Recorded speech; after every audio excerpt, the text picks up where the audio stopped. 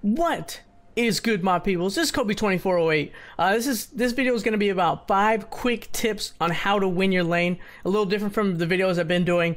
If you like these videos, make sure you let me know in the comments below, or hit that like button, and I'll do more like 5 quick tips on how to team fight, when to use your TP, when to freeze lane, when to control your lane. Also, I can go way more in depth if you'd like that. Just let me know in the comments below. As always, make sure you subscribe, like, comment, share. Helps me out absolutely a lot. So we'll get right into it because I've recorded this before and it was like a 22-minute video. I'm gonna try to make it short and sweet for you guys. And if you guys want more in-depth videos, just let me know about how to lane and all sorts of things like that. So basically, my first tip number 5, know your lane opponent. So here I'm playing Trundle. Okay, we'll unpause the video. I'm playing Trundle. The first thing I do when I get into a game is I open my scoreboard and I rearrange my scoreboard to fit the way I like to see it. I like to see the top laners at the top. Then I like to see, obviously, let's see, the mid laners just below the top laners, then the jungle, then the ADC, then the support. So let me make sure I do that on each side so they're mirroring each other. Okay, there we go. This way I can just see, right, I can see deaths, I can see kills, I can see, what else? I can see CS, and I can also see builds, summoner spells, just those things. It makes my eyes easier so I know where to look right away. And the second part of this point is knowing your lane opponent. Know what summoners they're taking. The first thing I do when I got into the game, you didn't see it, but I spammed that Renekton had Ignite. So I know I have TP, so I have a TP advantage over him. Not only that, I know Renekton plays very aggressively in lane. That's something you'll just have to you know, from experience of playing, you'll just have to play and understand like what people will do. As you can see in the left corner in the chat, it says I spammed Ignite, that he had Ignite. So if you don't know what your lane opponent does, like if you're playing Trundle and you're playing against Renekton, you don't know what he does, there is at the League of Legends page, you can go to I believe it's collection, whatever, and you can see like where you see the icons of all the champions, and you can actually click on the champions and see their spells. So learn all their spells, learn what their ultimate does, learn what their Q does, their W, their E. Just learn all their spells, read their spells, understand their spells, and you know, you don't have to memorize it there, but like after you play this game for so long, you understand what all the champions do and what their spells do. When new champions come out, I look right at their abilities, and I go to Champion Spotlight on YouTube, and not only that, I go into the League of Legends and I look at their spells and see what they do. I play the champion to figure out what their spells, you know, what they're capable with their spells, and then, you know, just playing against those champions is how you learn your lane opponent. So that's tip number 5, know your lane opponent. Tip number 4, learn how to trade. And trading, I mean, learn how to use your spells against your lane opponent. And again, when I say lane opponent, it's a person you're laning against. So Xerath's laning against Syndra. Obviously, Caitlyn and Thresh are laning against Lucian and Janna. And if you're in the jungle, you're laning against that jungle person, and that's Lee Sin. So we're gonna go real quick. We're gonna go back to where I was trading with Renekton. So here, I'll show you how I know when to trade and things like that, because I played against Renekton, so I know my lane opponent. I know when Renekton is at his strongest is when he has his Fury bar up, when it's in the red. So why I know this is because I played against Renekton, I've looked at his spells and all that stuff. So that was tip number 5. So obviously tip number 4, learn how to trade. So here, I'm gonna see that his bar is still at the white on the screen. So it's still at white. He's playing kind of aggressively. When he turns, he's trying to turn 2 and he's trying to out-trade me. So here he goes, he's trading me. He out-traded me, but I returned the favor because I know his spells are down. So there, I just won the trade because he was winning, but he had to run away because he didn't have his spells up. And that's from practice, knowing that his spells are like on an 8-second cooldown or so. So now that he's 2, it's hard for me to trade with him because he has a level advantage. He has 2 spells on me versus my 1 spell. Obviously, when you level up, you can level up a spell. I'm 2 now. Now I can trade with him. So you just gotta learn when you can trade and when you can't trade. So look at this. As you can see, I'm level 2. Okay, going back to this trading example. So I'm level 2. He has left lane. Okay? and I noticed that he leaves lane. Oh, boom, look at this. I just hit level 3. That means I have 3 spells over his 2 spells. Now I can out-trade him. So I know this because I can see on the screen, and I can see that he has somewhat low health and his fury bar is down. So right away, I understand this, and I start attacking him. I know he's going to go after this cannon minion also. It's very important that... See, I want this cannon minion because it gives me a lot of gold. He wanted that cannon minion also, and he actually didn't get it. And right here, I know he's going for it, so I start trading with him. And I know I can win the trade. Look at, he's so low now. He's going to have a hard time farming. He's most likely going to back, but because I knew I had the level advantage right away, that I knew I could out-trade him. Not only that, I abused the cannon part.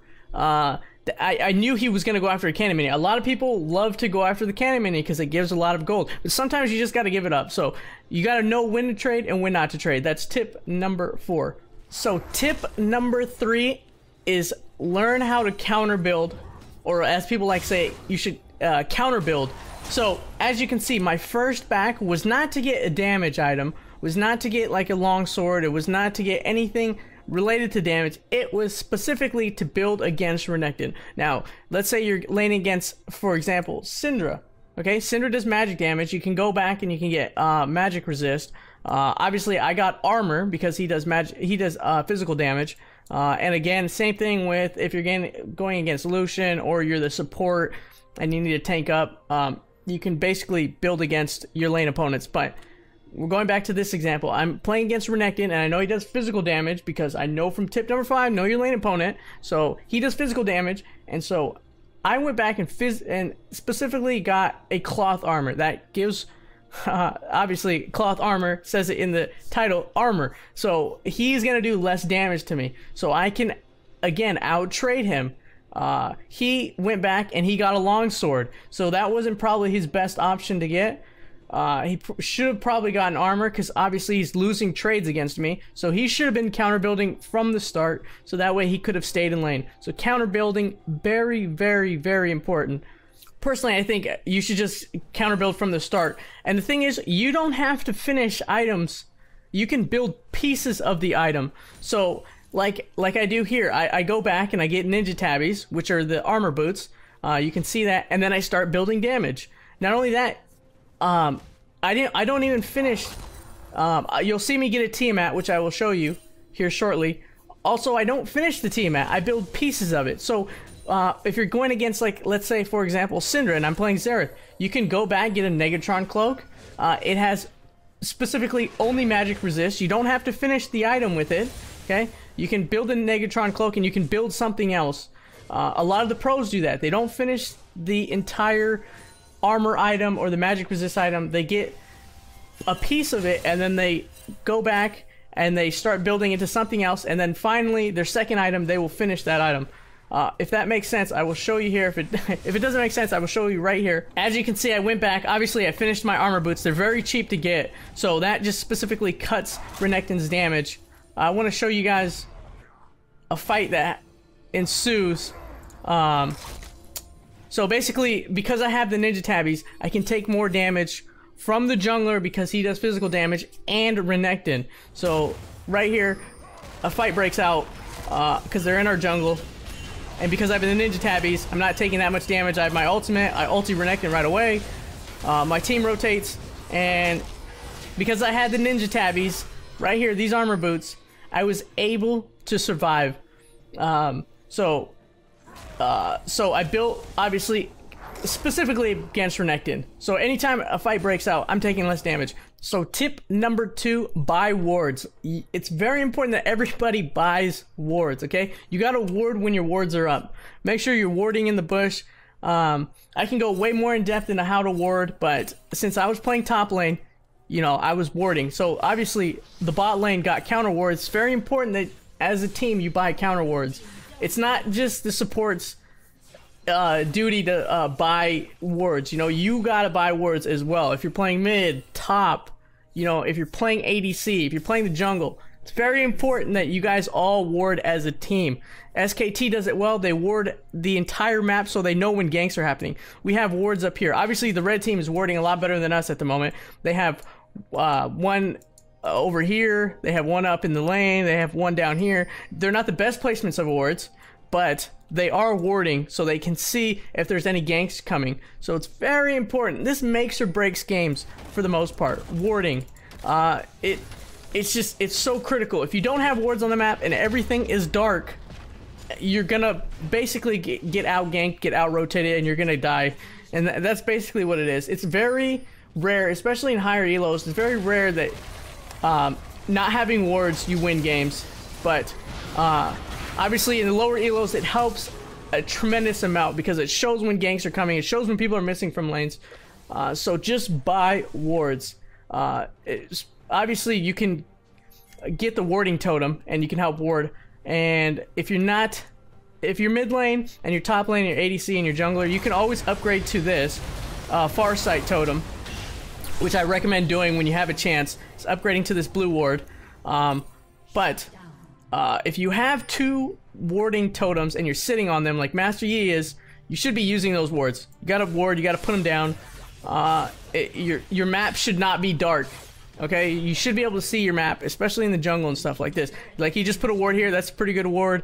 Obviously he took the scuttle, there's a ward in here, and there's a ward up here. So we're seeing, and we have 2 counter wards down here, so we can see if anybody goes for this bottom tower. So wards, very important. Buy wards, get wards, ward. So my number 1 tip is learn how to CS, and that's specifically meaning learn how to CS under your tower. I think a lot of people reiterate this.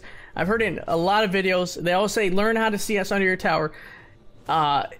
Especially because you're not always going to win your lane. You're going to get ganked. You're going to get counter-picked against. Renekton is a counter-pick to Trundle, especially in the early levels, just because he can out-trade me.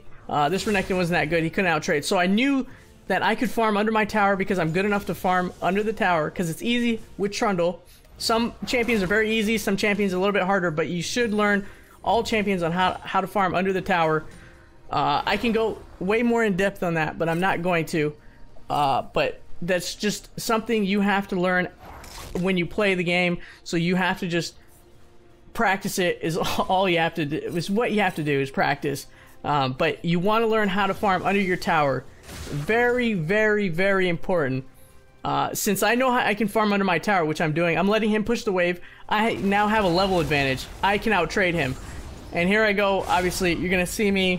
I'm not going to get a kill on him, but I'm going to get him very low. And this is, I'm just letting him push the wave under my tower.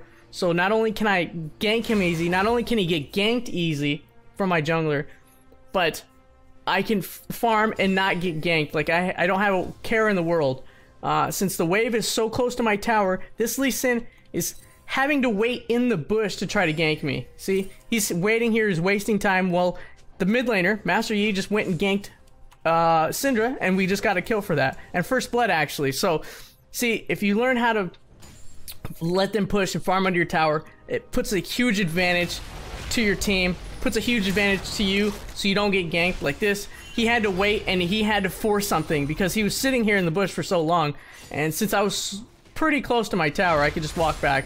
But so it's very important, learn how to CS under your tower. It just goes from practicing. You can practice in, obviously, solo queue, normal games, flex queue. I would suggest doing normal games first, and then trying your skills out in ranked, because it's a little bit harder, a little more pressure, obviously, in ranked. But those are my 5 tips, my 5 quick tips. I hopefully those helped. Real quick, real recap. Number 5, know your lane opponent. Number 4, learn how to trade. Number 3, counter build. Number 2, buy wards. And number 1, learn how to CS under your tower. So hopefully these helped. Make sure you subscribe, like, comment, share if you like these videos. If you want more in depth, let me know in the comments. As always, I'm Kobe2408. As always, thank you for watching, and you guys stay awesome, my friends, and I'm out. Peace.